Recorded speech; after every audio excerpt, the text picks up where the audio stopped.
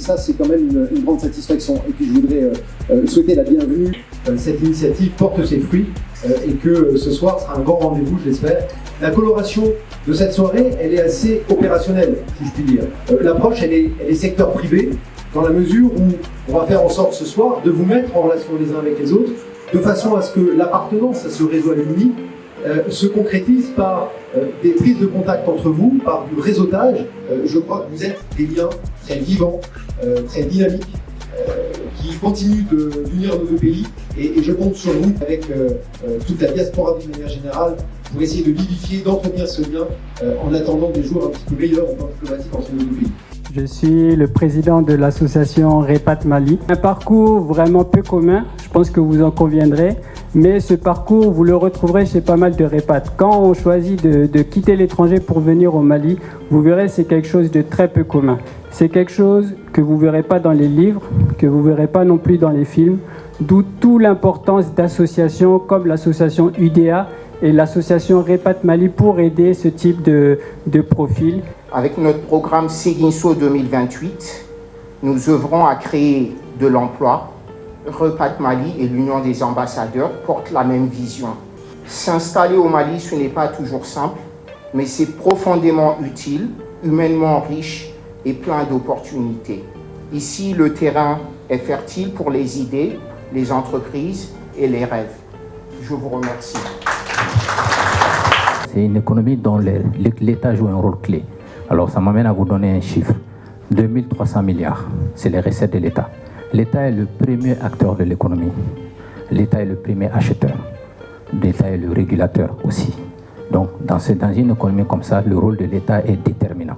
D'abord, les besoins de l'économie et en même temps, c'est là-bas où se trouvent les opportunités, l'énergie. Deuxième secteur, l'agrobusiness.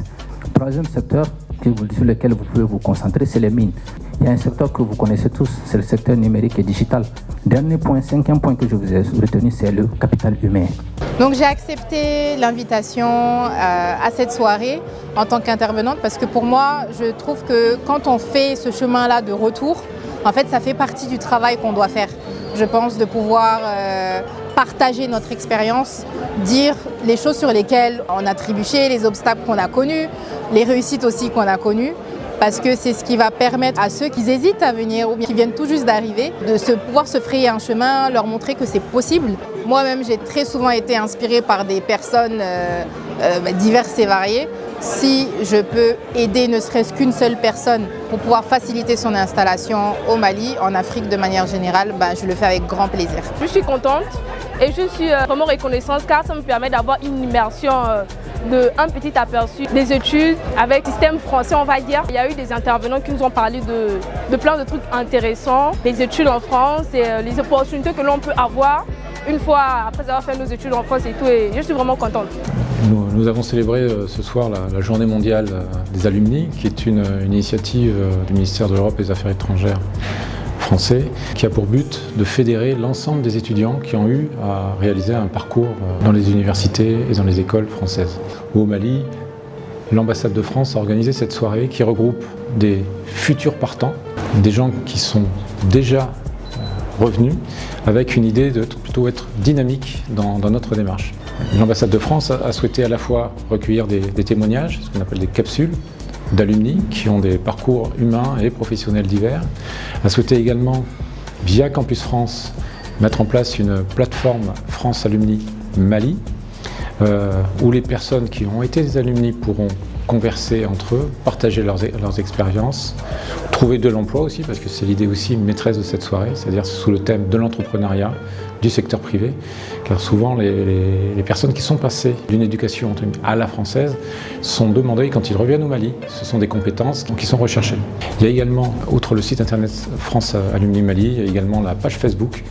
Et c'est un dispositif que le service de coopération de l'ambassade de France au Mali va accompagner pendant 1 an, qui va permettre à des associations comme la toute récente association Alumni Liberté, l'association Repat, l'association Union des ambassadeurs, de fédérer, d'animer un réseau où l'idée c'est que se rencontrer, Alumni c'est un terme, mais c'est avant tout des hommes et des femmes qui ont au moins un point commun, c'est d'avoir fait des études en France.